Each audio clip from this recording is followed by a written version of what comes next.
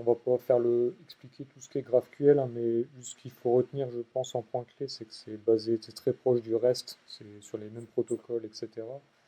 Les use cases, normalement, c'est pour récupérer des données dynamiques de back-office plutôt dans un environnement mobile ou front, etc. Et donc, c'est pour éviter d'avoir la lourdeur de description d'API REST et plus de flexibilité entre des équipes back et front office. Donc, on peut faire comme sur le REST du get et du post, même si honnêtement, le get, c'est clairement pas pour ça qu'a été construit le GraphQL, vu que dans le GraphQL, vous retrouvez en bas les trois éléments clés de query pour le GraphQL. Il y a donc un élément query et après des éléments optionnels sur les noms d'opérations et variables que vous voulez ajouter.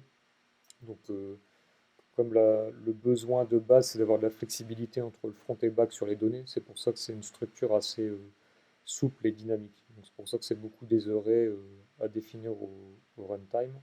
Donc, sur Cerberus, c'est possible de supporter ces deux cas de manière très similaire à ce que Simon et Cédric ont montré. Ce qui va beaucoup changer, c'est le body en fait, des appels que vous pouvez soit mettre en dur, soit variabiliser avec le contenu. Donc, on peut passer à la slide d'après. J'avais mis les exemples et après je montrerai les démos. Et donc là, par exemple, c'est la définition du service qui est exactement similaire.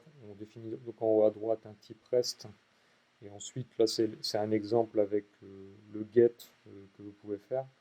Bon, honnêtement, le get pour du GraphQL, moi, j'en ferai pas. C'est pas fait pour ça.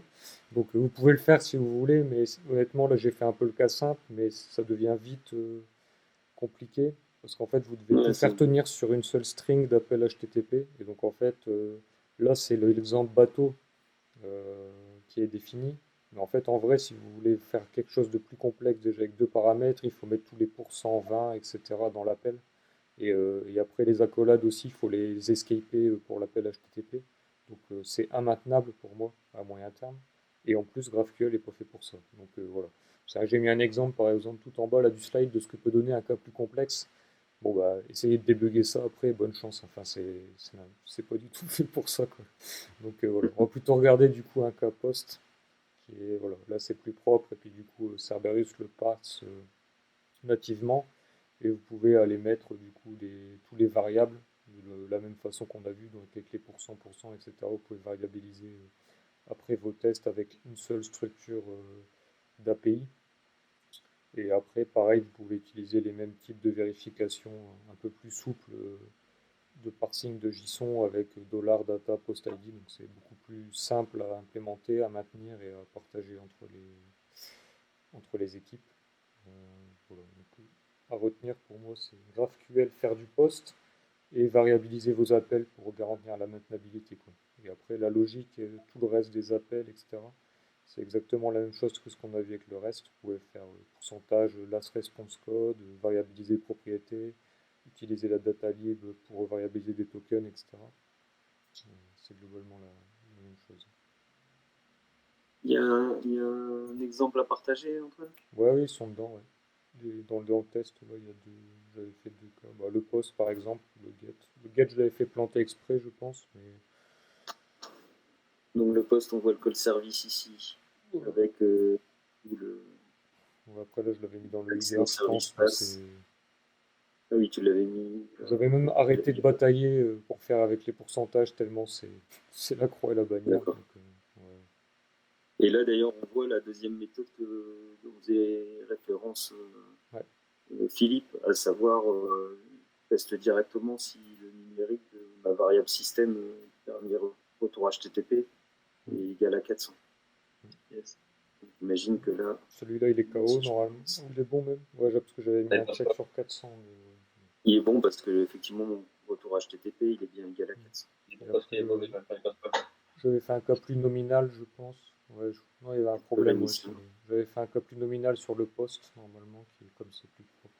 Donc ça c'est le premier exemple, effectivement. Le deuxième exemple. Donc là j'appelle mon service REST en mode post dans la même URL.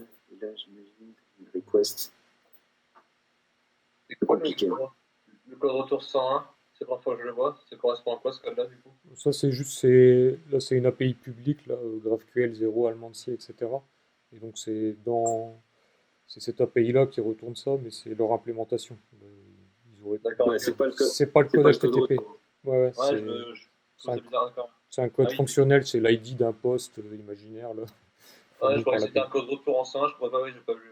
Ouais, donc, Non, non, donc là, on parse bien Là, on est dans contenu. la première question qui avait été posée, c'est je fais mon appel de service et je teste directement Ouais. via JSON-Pass un élément de la réponse. Et donc là, je mets JSON-Pass et là, la valeur de la réponse. Ouais, dans tous les cas, ça rejoint la même logique que la PRS, quoi, donc on a capté la logique là-dessus. Ouais, ça, les Ouais. mêmes pratiques de design et de variabilisation de jeux de données et de services s'appliquent en fait pour que ce soit robuste et scalable, quoi, effectivement. Donc Bon, là, donc, j'ai du coup, appelé. il y a une partie bonne pratique, il faut bien construire son test, quoi. Mm. Donc là, si je regarde la réponse, j'ai bien data create post ID 101. Et là, j'ai bien fait un contrôle qui dit data create post ID Ouais. égale à 100. Du coup, après, ça peut être assez facile de variabiliser plusieurs vérifications, quoi, juste en variabilisant la property de contrôle. Après, on peut Voilà. très Ah, facile et en faisant en mettant dans la librairie, par exemple, ce step-là, on peut assez facilement vérifier une série de jeux de données, etc., quoi.